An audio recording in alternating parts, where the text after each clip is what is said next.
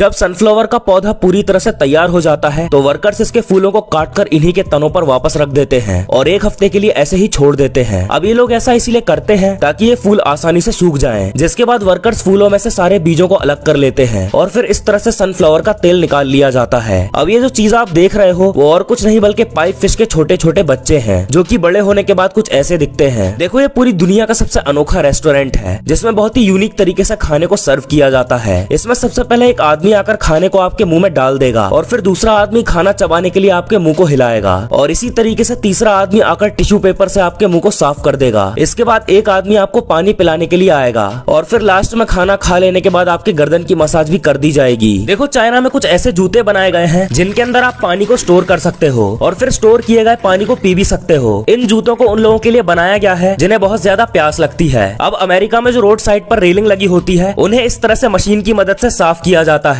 बड़ी बड़ी फैक्ट्रीज में कुछ इस तरह से नकली अंडों पर गोल्डन कलर करके उन्हें महंगे दामों में बेचा जाता है। इस वीडियो में आप देखने वाले हैं कि किस तरह से पुराने जमाने में रेलगाड़ी को चलाया जाता था। दरअसल इन रेलगाड़ियों को इस तरीके से बनाया जाता था जिससे जैसे ही कोई वर्कर कोयले को अंदर डालता था तो उससे पहले दरवाजा अपने आप ही खुल जाता था और फिर अपने आप बंद भी हो जाता था ताकि गर्मी के कारण वर्कर बेहोश ना हो जाएं। देखो जापान के लोग फसल काटने के लिए इस तरह के टूल का इस्तेमाल करते हैं जिसमें सिर्फ पैर मारना होता है। ये जापान का एक ऐसा होटल है जिसमें एक भी वेटर नहीं है लेकिन फिर भी हमेशा यहाँ पर लोगों की भीड़ बनी रहती है। ऐसा इसलिए क्योंकि यहाँ पर ऑटोमेटिक सर्विस सिस्टम है जिसमें खाना कन्वेयर बेल्ट की मदद से इस तरह से घूमता रहता है और कस्टमर को खुद ही इसमें से खाना लेकर खाना होता है। और यहाँ की सबसे खास बात ये है कि आप 100 रुपए में जितना चाहे भरपेट खाना खा सकते हो। हाथी को पानी पिलाते वक्त ये गलती कभी मत करना। देखो ये आदमी पानी के पाइप को हाथी की सूंड के अंदर डाल देता है लेकिन ऐसा करना कितना खतरनाक हो सकता है इसने सोचा भी नहीं होगा। दरअसल जैसे ये पाइप को हाथी की सूंड के अंदर डालता है तो हाथी भी बड़े मजे से पानी को पीने लगता है। लेकिन अगर गलती से भी पानी के प्रेशर से हाथी को छींक आ गई तो छींकते समय हाथी अपनी सूंड को काफी जोर से घुमाता है जिससे उसके पास खड़ा कोई भी इंसान जख्मी हो सकता है। देखो जहाँ हम इंडियंस नॉर्मल तरीके से रोटी को आग में सेकते हैं वहीं अर्मेनिया के लोग रोटी को सेकने के लिए उसे इस तरह से यूनिक स्टाइल में भट्टी के अंदर सेकने के लिए डालते हैं और वहाँ के लोग इस रोटी को खाना बहुत ही ज्यादा पसंद करते हैं। अब चाइना में कैक्टस के पौधे की खेती बहुत ज्यादा की जाती है क्योंकि वहाँ के लोग कैक्टस के पौधों में लगने वाले फल को खाना बेहद पसंद करते हैं।